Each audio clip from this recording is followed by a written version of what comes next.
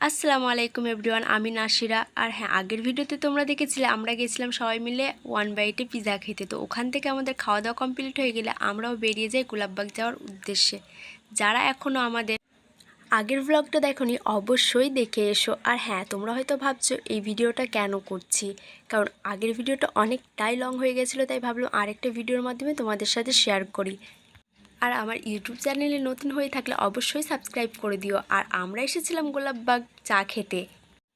আর যারা চা খেতে ভালোবাসে, সে যেই পরিস্থিতিতে থাকুক না কেন, চা তাদেরকে খেতেই হবে। আর এতটা প্রচণ্ড গরমের মধ্যেও আমরা চা খাচ্ছিলাম।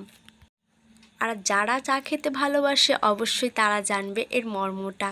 হ্যাঁ, চা খাচ্ছিলাম ঠিক কথাই, কিন্তু চা খেতে এসে এরকমটা হবে কখনো ভাবিনি। চাটা অতটাও ভালো করেননি আর অতটাও ভালো আমাদের লাগেনি। যাই হোক, তারপর আমাদের চা খাওয়া হয়ে গেলে আমরা বেরিয়ে যাই বাড়ি যাওয়ার উদ্দেশ্যে।